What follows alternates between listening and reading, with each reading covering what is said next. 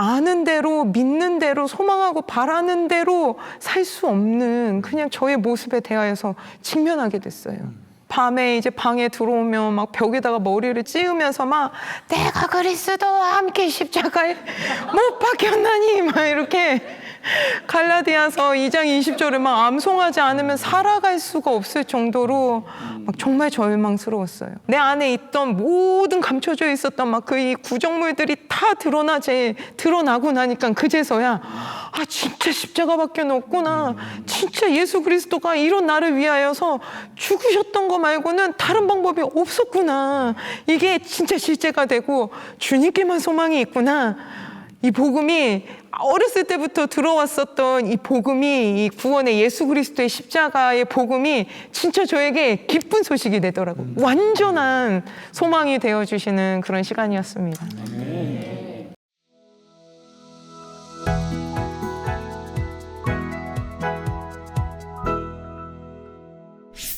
송하님의 이야기를 듣다가 생각난 이야기가 하나 있는데 어떤 이제 해외 지부에서 선교님들을 모셔놓고 복음에 대한 것들 나눈 거죠. 근데 아무리 해도 뭐 복음에 대해서 믿음, 마음에 대해서 죄에 대해서 다 나눠도 반응하지 않으시는 거예요. 그분들은 이 모든 걸 다 자아 죽이기와 길들이기로 쳐내고 계신 분들이었으니까. 근데 나중에 이 아까 말씀하신 선교사님의 이야기라고 하시면서 자아 죽이게 하는 그 시연 있잖아요. 그 이야기와 그 시연을 하는데 이분들이 정말 눈이 동그래지면서 그리고 절망적인 목소리로 정말 이거 안 되는 거냐고, 자아 죽이기 스스로 해도 안 되는 거냐고, 이분들이 거의 절망적으로 눈물이 글썽일 만큼 그렇게 물어보셨더래요. 그러면서 그때서야 그분들이 이제 나로서는 되지 않는구나. 그러니까 그분들의 삶이 나눠주신 것처럼 끝까지 가신 분들이었던 것 같아요. 그러니까 아무리 부군과 이 말을 해도 나 지금 그렇게 하고 있어. 나 그 싸움 싸우고 있어. 너 내가 얼마나 치열한지 몰라서 그래. 그런 뉘앙스였던 거죠. 근데 그러다가 이 진리를 딱 들이대니까 자신의 모습이 보이는 거예요. 나 이렇게 하고 있었구나. 근데 이게 말씀하신 것처럼 아는 거죠. 나도 나는 주님의 기쁨이 안 돼. 나누신 것처럼 내 속사람은 변하지가 않아. 근데 겉모습만 있는 대로 다 갖다 붙이는. 근데 그러면서 그제서야 그분들 안에 진짜 마음의 사형 선고가 났다라는 얘기를 들은 적이 있어요. 진짜 이럴 수 있겠구나 라는 생각이 드는데 그 마음의 사형 선고에 대해서도 좀 나눠주시면 좋을 것 같아요. 네. 마음의 사형 선고다 그런 말은 이제 고린도후서 1장 9절에 보면 사도 바울이 사용한 말인데요. 고린도 교회를 향해서 말하면서 내가 아시아에서 당한 환난을 너희가 모르지 않는데 얼마나 심하고 극심한 환난을 받았던지 바울 같은 영웅 같은 분이 모든 살 소망까지 끊어지고 마음의 사형 선고를 받은 줄 알았으니 하는 그런 표현이 있어요. 마음의 사형 선고를 받았다.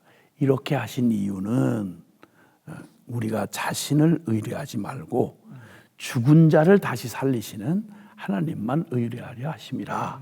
이렇게 표현한 말씀이 있잖아요.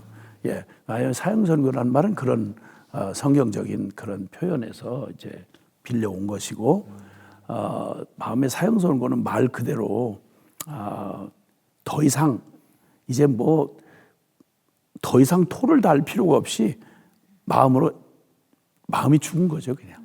예, 낙담 정도가 아니라 완전히 죽은 거죠. 더 바랄 것이 없이 이제 그렇게 된 상태를 말하는 건데, 지금까지 계속해서 우리가 우리 옛사람, 우리의 옛 병든 자아와 그리고 이 죄라고 하는 이 실체가 뭔지, 죄의 그런 그 반역성, 확장성, 영속성, 이걸 이 죄가 가지고 있는 속성, 그리고 죄와 내가 어떻게 하나가 되었는지, 죄 곧 나요, 나 곧 죄.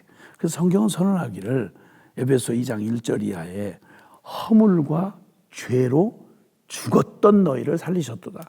그러니까 하나님이 우리에게 복음을 예비하시고 우리를 그 구원하신다는 말의 의미는 그냥 단순한 무슨 뭐 억압에서 잠깐 놓아주고 뭐 병 고치고 뭐 이런 정도가 아니라 영원히 온 인류가 헤어날 수 없는 그 이 무시무시한 역사에 존재하는 모든 악과 고통은 이걸 다 합쳐도 우리가 표현한 죄라고 하는 걸 다 담아낼 수가 없어요. 그러니까 사실 모든 인류 역사에 존재한 악과 고통의 모든 뿌리는 이건 죄예요, 죄. 도저히 내가 분별하거나 그 죄를 스스로 미워하고 떠나갈 수 없는 운명이 되어버렸다는, 죄 곧 나요, 나고 죄가 됐다는 이 사실을 복음이 아니고는 밝혀줄 수가 없어요. 그 선언을 허물과 죄로 죽었다 그래요. 살아있는데 죽었다는 말은 더 이상 그냥 이 껍데기로 움직이는 이렇게 육적 삶이 아무런 의미. 그래서 주님은 다시 태어나지 않고는 하나님이 주시고자 하는 영생이나 천국은 아무 상관이 없다는 거예요. 그리고 죽음으로 끝나지 않고 반드시 그 후에 심판이 기다리고 있는, 멸망을 기다리고 있는 이런 운명을 영원까지 한눈에 주님께서 복음을 통해서 보여주시고, 내가 어떤 위기의 인간인지, 어떤 절망적인 인간인지를 주님께서 규명해 주신 게 바로 죄의 진리가 직접적으로 우리에게 규명해 주신 거고, 그러니까 이걸 알고 나면 그 다음에 모든 많은 우리의 관심 두는 이슈는 솔직히 말로 이거는 그냥 사실 주제가 될 수가 없죠. 제일 중요한 복음의 핵심, 교회가 목숨을 걸고 증거해야 할 복음, 이 십자가의 복음은 고린도전서 1장 우리 그 22절 이하에 유대인은 정말 철저한 이 하나님의 선미했던 유대인은 표적을 구하고 이방인은, 저 헬라인은 지식을 구하나 우리는 십자가에 못 박힌 예수 그리스도를 전하니, 유대인은 거리끼고 이방인에게는 미련한 것이지만 그러나 부르심을 입은 자들에게는 유대인이나 이방인이나 십자가의 그리스도야말로 하나님의 능력이요 하나님의 지혜다. 그러니까 천지를 개벽하고 인류를 다 변화시키는 어떤 주제에 거대한 얘기를 해도 죄 문제라고 하는 이 문제를 해결할 수 있는 능력이나 지혜는 역사상 어디서도 나올 수 없는 거죠.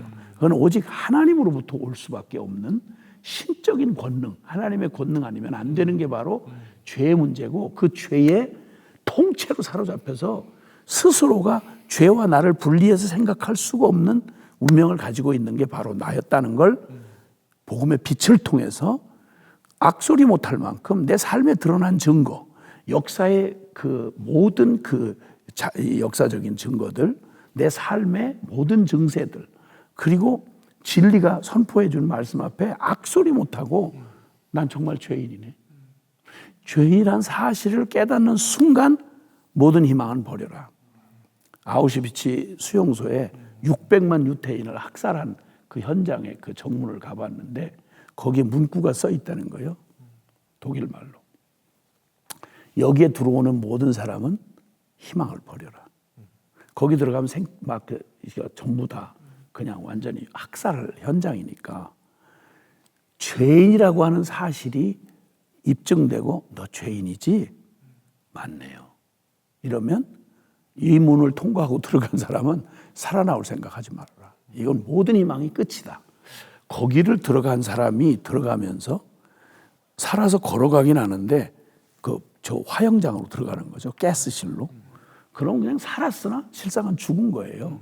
그럼 십자가 앞에 서서 우리 존재의 실상을 보고 나면 이게 제대로 부딪혔다면 그건 인간으로 못 알아듣죠. 그래서 성령께서 요한복음 16장 8절에 보혜사 성령이 오셔서 하시는 일이 뭐냐면 죄에 대하여, 의에 대하여, 심판에 대하여 세상을 책망하시리라. 그러니까 복음의 진리로 내 실체가 막 MRI 찍듯이 그대로 드러나고 나면, 그리고 그 죄가 얼마나 무서운 하나님의 심판 앞에 놓여진 것인지를 깨닫고 나면 그냥 그대로 털썩 무릎이 꺾어지는 거죠. 제 아내가 그 암 선고 받은 얘기를 좀 하곤 했는데 끝까지 우리는 거부했죠. 무슨 암이냐, 무슨 쓸데없는 소리냐 이랬는데 암 그 진단을 받는데 그냥 가서 보더니 뭐 너무 진행이 많이 된 거라서 뭐 연구할 것도 없고 그냥 엑스레이만 가지고도 이건 뭐 심각합니다. 그래도 정밀 검사를 합시다. 그래서 조직 검사를 했는데 조직을 직접 1차 수술에 떼냈는데 조직 검사를 하고 나중에 확인한 결과 악성 종양암인 거예요. 그리고 이미 그게 상당 부위 퍼져 있는 거예요. 이건 생존 확률 50대 50이다. 부인할 수 없도록 증거, 그 다음에 권위 있는 의사의 결론, 그리고 뭐 어떻게 해볼 수 없는 사진, 그리고 그런 그 조직 검사 결과 이걸 가지고 최종 권위 있는 사람이 이거 악성 종양입니다. 암 몇 기입니다. 딱 하는 순간 버티고 자시고 할 것도 없고 무릎 위는 턱 꺾이는 거죠. 뭐 끝났구나. 그 다음에는 뭐 길게 뭐 이렇고 저러고 자시고 할 게 없는 거예요.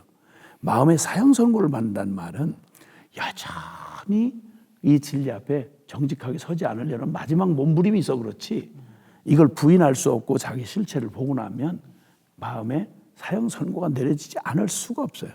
그리고 그 큰 도전을 받고 시간 차이가 좀 있을 뿐이지 정직하게 그거 아니라고 부인하면서 한번 살아보라고, 내 양심만큼이라도 그리고 진리만큼이라도 살아보라고. 그러면 내게서 선한 게 이만큼 나올 수 없고 나는 나를 변화시킬 수 없다는 처절한 절망 끝에 서는 거죠. 그렇게 마음에 사형 선고를 받고 났을 때 비로소 털썩 주저앉고 비로소 그때 은혜라는 단어가 확 다가오는 거예요.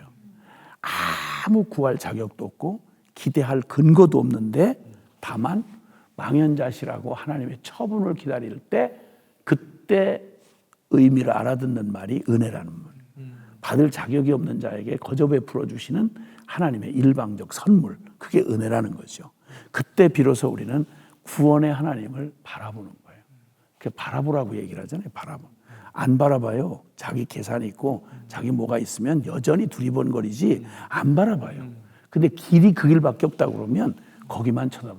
사나 죽느냐가 그 손에 달려있다 그러면 그것만 바라보고 쳐다보는 거예요. 이때 마음의 사형 선고를 받은 사람의 태도가 나오는 거죠. 내가 살 수 있는 근거는 나에게선 끝났다. 이제 처분, 사면을 해주시는 저 왕의 판단밖에 할 게 없다. 뭐 억울하다 세다 할 것도 없어. 나는 그냥 이렇다라고 할 때 마음에 사형 선고를 받고 나면 비로소 보이기 시작하는 거죠. 비로소 보이기 시작하고, 그리고 어떻게 이제 내가 죽일 수 없는 이 결론난 나의 이 병든 자아를 어떻게 처리를 해주실까 하는 그 일에 이제 하나님의 그 선언을 기다릴 수밖에 없는 거죠. 여기까지 가야 비로소 복음으로 들려지기를 시작하는 거죠. 말씀해 주시는 거 들으면서 저는 처음 이 십자가의 복음 앞에 제 영혼이 설 때는 사실은 이 마음의 사형 선고가 제대로 제 안에 내려지지 않았던 것 같아요. 계속해서 복음의 진리 앞에 서는 기회를 많이 가지면서 하나님께 순종해야 된다는 것도 알겠는데, 그런데 내 안에서 죄를 끊임없이 원하는 나 이 엄청난 이 에너지가 이 나를 계속 끌고 가고, 그리고 나는 이것에 대해서 아무런 힘도 쓸 수 없는, 완전히 죄에 대항할 힘이 아무것도 없는 무기력한 존재라는 것이 내 삶에 계속해서 드러나면서 완전히 그때 막다른 길에 몰리면서 모태신앙인데도 그때 3개월 좀 넘게 주일에 교회도 못 갔어요. 교회 사람들과의 모든 관계도 다 끊고 핸드폰도 끄고 완전히 집에서 폐인처럼 죽지 못해서 살았던 것 같아요. 지옥 가는 거 무서워서 자살은 못하겠고, 그렇게 죽지 못해서 목숨만 연명하고 살기를 3개월 넘게 하는데, 그런 시간을 이렇게 보내면서 난 끝이구나, 이렇게 있다가 난 그냥 지옥 갈 운명이구나, 그 결론이 제 안에 내려지면서 그때야 비로소 제 안에 마음의 사형 선고를 받게 되었던 것 같아요. 저도 이런 죄에 대한 진리를 들었을 때야, 그때야 비로소 내 안에 죄가 뭔지 자각하게 되고, 내가 이런 죄인이구나, 내가 이 정도구나 점점 더 알게 됐는데, 병든 자의 실체를 알게 하셨던 어떤 사건이 하나 있었어요. 그래서 계속 사랑에 목말랐던 자였고, 또 관계 안에서 그 사랑을 받고자 했었던 그런 부분을 결코 죄라고 생각하지 못한 채 마음의 중심으로 사랑하는 대상이 하나님이 아닌 늘 보이는 대상으로 그렇게 살아가던 중에 이제 이 죄 안에서 내가 받고 싶어하던 이제 사랑이 결국 배신과 나를 향한 정죄로 바꿔져서 오더라고요.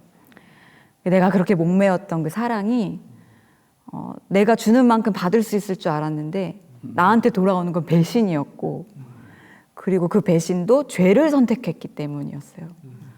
결국 육체적인 정욕의 사랑을 하고 싶었기 때문에 배신을 했고, 나는 그걸 그 죄가 드러난 것도 충격이었지만 그 죄로 인해서, 이 배신감으로 인해서 내 안에 이 쓴 죄가 다 드러나는데, 와, 내가 이 정도구나.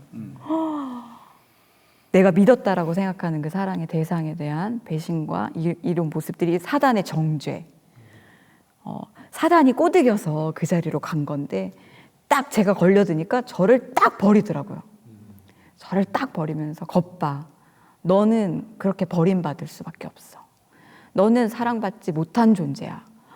온갖 정죄, 그리고 내 안에 이 쓴뿌리, 내 안에 이 사랑받지 못했던, 어렸을 때부터 사랑받지 못했던 모든 것들에 대한 원망, 이 증오, 분노, 이 모든 찌꺼기 같은 것들이 막 다 나오는데, 와, 그제서야 내가 그동안 감추어졌던 것 뿐이지, 와, 이거 심각한 존재적으로 죄인이구나. 그게 좀 처음으로 확 와닿게 된 시간이 됐어요. 그게 죄에 대한 영역, 이 너로서는 안 돼, 너로서는 불가능해, 이걸 좀 가르쳐 주신 사건으로 저한테 도장 찍어 주신 사건이 되어서, 주님만으로 만족하지 못할 때 나오는 저의 자아의 반응들을 봤어요. 다른 걸로 막 만족하려고 했던. 그래서 와, 내가 진짜 죄 가운데 태어난 자구나. 나 정말 죄된 나의 이 존재의 실상이 이거구나. 나 진짜 소망 없구나. 나 진짜 죽어야 할 죄인이구나. 그게 좀 처음으로 받아들여졌던 때가 그런 사건을 허락해 주셨던 것 같아요. 마음의 사형 선고를 받는 게 단번에 되지 않더라고요. 계속 복음학교도 거듭하고 이 믿음의 싸움을 싸워오는 과정 중에 정말 제가 이 복음대로 살고자 하는 마음으로 이전에 모든 삶을 다 정리를 하고 순회 선교사로 지원을 했거든요.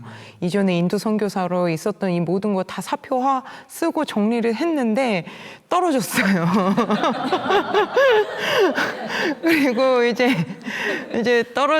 떨어지셨습니다. 이렇게 오면서 이제 순회 선교 단체에서 이제 또 좀 더 준비를 하시면 좋겠다고, 그러면서 다시 지원을 하시려면 그냥 세상에서 그냥 살지 말고 이제 복음사관학교에 이제 이미 수료를 했는데 이제 협력 간사로 6개월 동안 가 있는 게 어떻겠냐, 이렇게 해서 그렇게 지내게 됐는데, 제가 그래도 살면서 어디 못 떨어져 본 적 없거든요. 그러니까 진짜 내 마음 안에 내가 이렇게 사역자로, 그리고 이제 그러니까 복음사관학교 훈련생으로, 또 엄마로, 아내로 내가 할 수 있다는 걸 좀 보여줘야겠다, 막 이런 마음에 이제 막 의욕이 막 불끈해서 이제 막 그런 마음으로 이제 입소를 하게 됐어요. 그런데 이제 입소한 지 2주 만에 이제 셋째를 임신했다는 걸 알게 되었는데, 이제 원래 입덧이 너무 심하였는데 이 일 자체는 굉장히 작잖아요. 그런데 이 입덧한다는 이것 하나, 몸이 조금 불편하다는 이유 하나만으로 주님이 나에게 허락하신 모든 은혜와 이 진리들에 대하여서 막 부인하게 되어지는 제 모습에 대해서 보게 됐어요.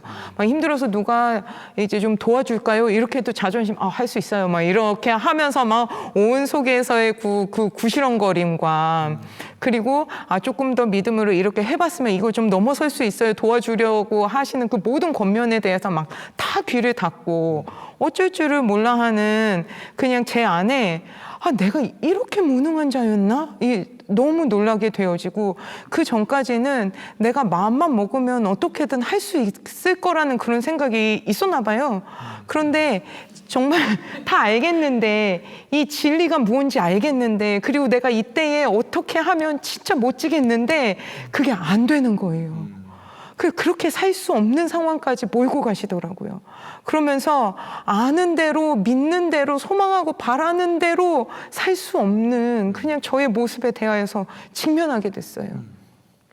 공동생활을 하면서 사람들의 시선에 막 갇혀서 막 낮에는 어떻게든 버텨내는 척 하는데 밤에 이제 방에 들어오면 막 벽에다가 머리를 찌으면서 막 내가 그리스도와 함께 십자가에 못 박혔나니 막 이렇게 갈라디아서 2장 20절을 막 암송하지 않으면 살아갈 수가 없을 정도로 막 정말 절망스러웠어요. 아, 이게 믿음의 파산 선고 부도 맞는다는 게 이런 거구나. 너 빵점이야. 이거 진짜 이런 거구나. 이게 저한테 실제가 되는 시간이었어요. 어떤 때보다 제 인생에서 가장 어려운 시간이었는데 정말 가장 너무 감사한 시간이에요.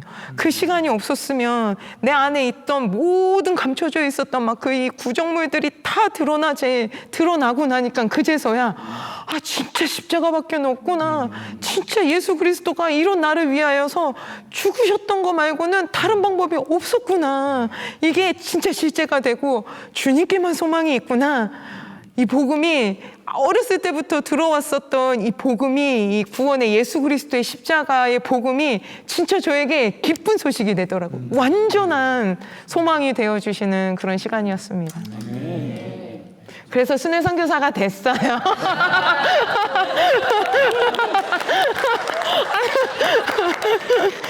저는 저 사람보다 6개월 먼저 사형 선고를 받았는데요. 저는 서간학교에서 복음사관학교에 훈련생으로 있을 때 받았어요. 그냥 지난번에 나눴었는데 그 존재적 죄인됨을 언제 받느냐, 그때에 제 안에 사형 선고를 내리게 됐던 것 같아요. 이런 거죠. 저는 저의 선함으로 어느 정도 선한 그냥 보여지는 그런 걸로 주님 앞에 설 수 있다라는 그런 게 있을 줄 알았어요. 시간이 지나면 지날수록 계속 비춰주는 거죠. 그래도 될 수 있을 줄 알았어요. 그러면서 제 안에 아까 나눈 것처럼 저는 이렇게까지 참으면서 이 모든 걸 이렇게 해내는데 이 정도면 선하지 않냐라는 그런, 지금이야 이렇게 말할 수 있지만, 문장으로 말하지만 그때는 뭔지 모르는 그 모든 것 안에 쌓여 있어서 가능하다라는 이 모습으로 가능하다라는 생각이 제 안에 있었던 것 같아요. 사실 정확히 말하면 제가 저에게 속은 거죠. 회칠한 무덤과 같은 외식하는 자인데 모두도 속이고, 거기에 아까 말한 것처럼 참고 있는 게 결국 참고 있는 나로 보여지는 게 아니라 그리스도로 보여지는, 그러니까 선한 사람으로 보여지는 의인으로 볼 수밖에 없는, 그게 나인 줄 아는, 이게 저에게 굉장히 좀 큰 문제였던 것 같아요. 저를 그렇게 볼 수밖에 없는. 근데 정말 가능할 줄 알았고, 저의 이야기였던 거죠. 막상 죄인들하고 어떻게 같은 취급을 당해, 나는 좀 달라요 라고 말하는 게 저였어요. 진짜 흉악하잖아요. 그때 말씀해 주신 자기의는 빛나는 악덕이야. 이게 저에게 몇 번을 다시 한번 되새기는, 나의 의가 빛나는 악덕이라고. 근데 사람의 말로는 이제 고민만 하다가, 그때 밤에 말씀 기도를 할 때였는데 주님이 무슨 말씀으로 제 안에 확 말씀을 해주셨어요. 이런 말인 거예요. 너에게 속한 어떤 것으로도 넌 내 앞에 나올 수 없어. 이게 쾅 떨어지는데 와, 진짜 막 미치겠더라고요.